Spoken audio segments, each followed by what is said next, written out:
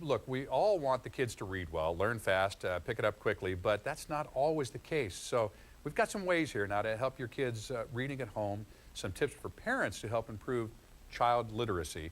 And Dr. Marcia Spitzer is here this morning, pediatrician here in San Diego and with the San Diego chapter of the American Academy of Pediatrics. Good to see you. Thanks for having me on Now, the you show. also work with this program, Reach Out to Read. Reach Out and Read. Reach correct. Out and Read. Okay, tell me about that first off, and then we'll get into the specifics. Sure. Well, Reach Out and Read is a program that's over 20 years old. It was started in Boston by a group of pediatricians at a lower income clinic and a city hospital who started putting used books in their waiting room. And what they discovered is every day the used books would disappear. And instead of taking that as, oh gee, our books are disappearing, they turned it around and said, there must be a need in this community to provide more books in homes of these children. And so the way the project works is here in San Diego, we have 73 clinics, including the ones I work in, where we have a literacy-rich waiting area. I have used books in my shelves that also go as fast as the old Boston ones did. And I give a new book to every child who comes for their well child visit between 6 months and 5 years of age. And then I talk to the family about how to use that book at home. Oh, that's fantastic.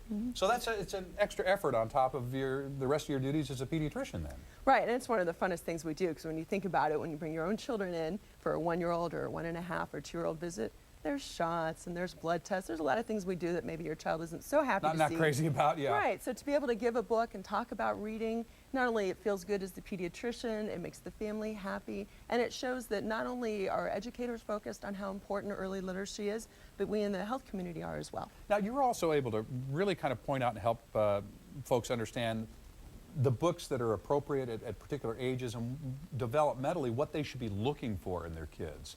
Correct. So when do you start reading to them? No, it's a good question. I mean, so many of the studies show 90% of our brain growth is in the first 5 years of life. So those first 5 years are the most important ones to read in, starting at birth. But that's not to say that at 5 we stop reading either. Right, right. But I encourage families to start reading as early as they can manage it into their routine.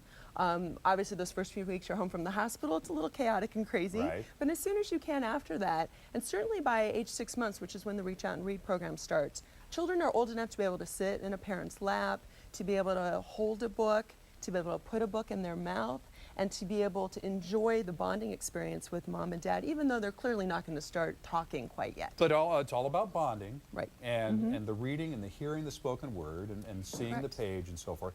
When do they actually start recognizing images and start responding to what you're reading? That's a good question. I'll show you with one of our books here. I mean, this is a sort of book, Farm Animals, that might be attractive to a child up through about age 2. You can see it's a board book. Right. It's plastic Nice and coated. sturdy. It's sturdy. It can be put in the mouth. And I always tell parents, when I hand this book to a 6 or an 8-month-old, they're going to grab it, and the first thing they're going to do is head to the mouth.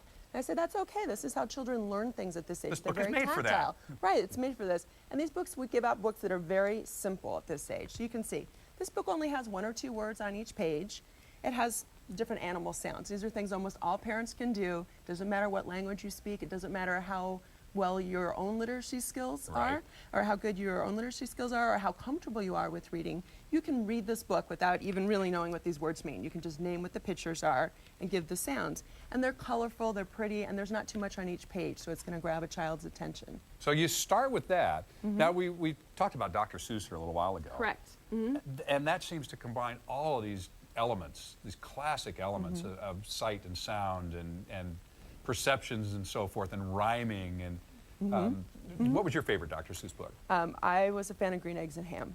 So that was one of my favorites. I cannot eat them, Sam, I am. And I was just going to say, a kid, a slightly older child, like a 18, 24-month-old, can do exactly what you just did. Even though they can't read the words yet, they can memorize, and they sense the pattern, that it's a rhyming pattern. Right. So they can finish a sentence, and oftentimes a child that age, you'll be reading a Dr. Seuss book, and if you mess up one of those lines, they'll go back and correct you because they remember that they've been read to and they know that story. Yeah, absolutely. I remember that, with my kids and thinking, oh my gosh, they're reading. Well, they may not have been reading yet, but they were close at that point. It's amazing to me how early kids can learn to read. Now, my daughter was in a kindergarten class where by the end of 2 weeks, Sigrid Civilian was her name, back in Dunwoody, Georgia. She had them reading, really reading, not faking it, but reading. Is that unusual? It can be, and a lot of it depends on how many words children are exposed to. And that's sort of the whole point of Reach Out and Read. Many, many studies that now show the more words a child is exposed to, especially the spoken word, because they're not reading yet, so it's the oral or the spoken words. The more words you're exposed to, the faster you learn sound recognition. You start to put those letters that you see on pages with the sound. And you think about even a lot of the books we read with kids that are 1 or age 2 will have like an alphabet book. D is for dog. C is for car. And when you read that, you say C is for car, and you're putting the emphasis on that C. So your child may not be reading yet, but if they see the C on the page and they hear you do that k sound, then they're going to see a car at some point and see that C-A-R, and they're going to start to put those two together. Those things together. It's Dr. Marcia Spitzer. It's Reach Out and Read San Diego. And if folks want more information, if they want a little bit of help with this, what do they do? Sure. So our website is www.rorsd.org, and we're part of the local chapter of the American Academy of Pediatrics. So you can also go to the AAP and look for our chapter website as well. Fantastic. Hey, thank you so much. Thanks. It's fun. We'll go over and read some Dr. Seuss now. Sounds good. Okay.